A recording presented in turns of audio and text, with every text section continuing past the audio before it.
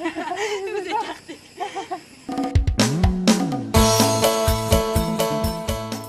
Tu peux me dire qui tu es rapidement et ce que tu fais ici? D'accord. Donc moi je viens de Lyon, j'ai 26 ans et en fait j'ai découvert cet endroit l'année dernière dans le cadre d'un stage pour être volontaire entre guillemets, parce que c'est ce que propose François, en plus du tourisme, de l'éléphanthérapie. On peut aussi venir une semaine en tant que volontaire et à ce moment-là notre rôle ici c'est d'encadrer les touristes qui viennent pour passer une journée et 2 nuits avec les éléphants. Et comme on connaît un peu les lieux, comme on connaît un peu les éléphants, on peut les rassurer, leur expliquer des choses, les aider toute la journée avec les éléphants. Et du coup, voilà, on est vraiment là pour accompagner les touristes toute la journée. Ça nous permet aussi de profiter des éléphants, à moindre prix que si on était là en tant que touriste lambda. Et qu'est-ce que ça t'apporte justement d'être volontaire ou de venir ici pendant tes vacances? Enfin, plein de choses, mais parce que c'est un endroit qui est formidable en fait déjà. Donc c'est pas seulement les éléphants, déjà le contact en soi est juste extraordinaire, mais c'est aussi tout le cadre, ils sont dans un endroit juste magnifique.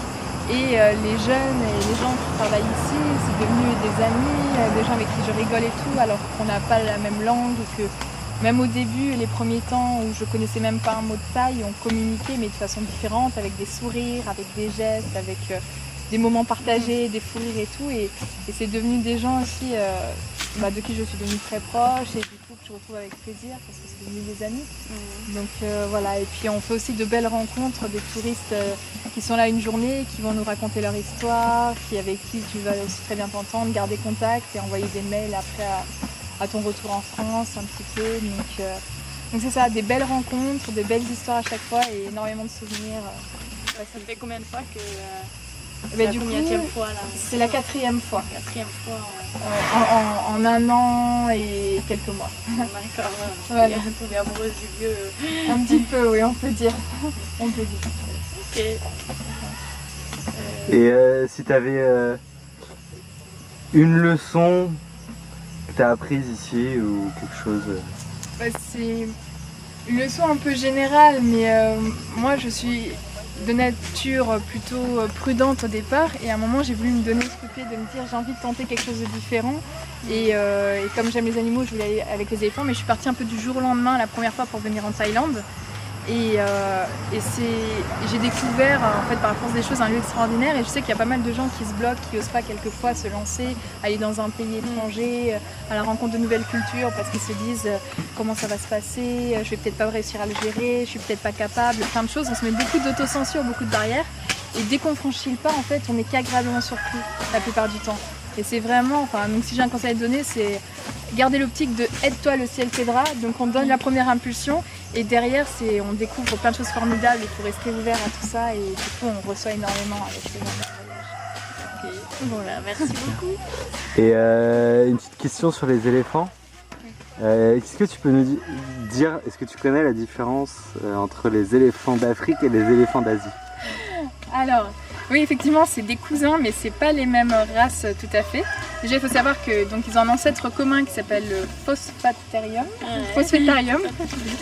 qui a 4 descendants contemporains entre guillemets.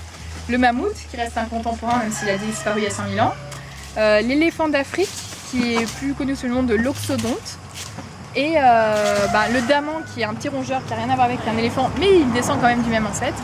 Et l'éléphant d'Asie qui pour le coup est un vrai éléphant, du moins dans le nom qu'on lui a donné.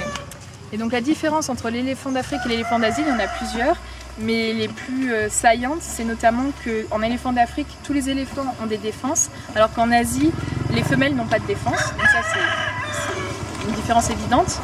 Aussi au niveau de la tête, quand on regarde l'éléphant de face, l'éléphant d'Asie a 2 bosses, alors que l'éléphant d'Afrique n'en a qu'une. Donc ça c'est des différences majeures.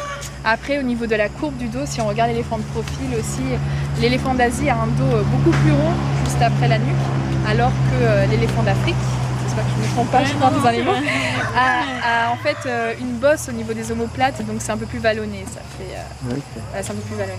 Quoi d'autre? Il y a d'autres petites différences aussi au niveau du bout de la trompe, avec certainement un doigt, d'autres 2.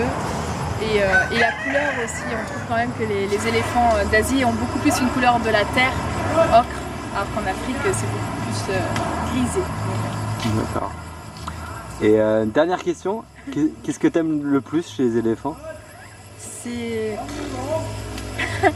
un peu un tout, je sais pas si je saurais dire vraiment si j'aime quelque chose. Ils ont un regard très très doux en fait. Alors que ce sont des animaux énormes qui peuvent faire peur, qui peuvent être imposants, ils se dégagent une douceur naturelle qui est juste incroyable, une zénitude, que ce soit quand ils marchent de façon indolente ou quand ils te regardent un peu dans les yeux, ils ont un regard vraiment tout doux et ouais, c'est toute cette impression de douceur qui se dégage de ces grands animaux, ça c'est quelque chose que j'adore. Et pourquoi ce centre plutôt qu'un autre? Ouais, qu'un autre, actuellement en Thaïlande. Je connais pas trop les autres, mais en tout cas ici, ça se voit, les éléphants, ils sont vraiment traités avec énormément de respect et tout est fait pour qu'ils se sentent bien. Il y a une vraie mission derrière, une vraie idéologie de la place de cet animal dans le monde et du respect qu'on doit lui apporter, qui devrait être naturel et qui malheureusement l'est pas en Thaïlande et dans plein d'autres pays. Donc je sais pas si c'est le seul endroit où on peut trouver un tel rapport à l'animal qui soit autant dans le respect, mais en tout cas ici c'est vraiment le cas et tous les jeunes qui sont là les aiment énormément, s'en occupent bien et ça fait plaisir à voir, surtout quand on connaît leur histoire à chacune qui est très difficile parce qu'elles ont eu un passé très difficile. Ok. Venez au Ganesha Park.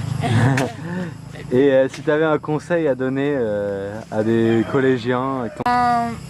Oser, tout simplement. Il faut, comme je vous l'ai dit tout à l'heure, ne vous mettez pas de barrières. C'est ce qui vous fait le plus rêver pour pas avoir de regrets. Tentez-le un jour. Tentez-le un jour. Dès que l'opportunité se présente, et vous verrez, dans tous les cas, vous ne serez pas déçus, vous le regretterez pas. Merci beaucoup, Alice. Je t'en prie.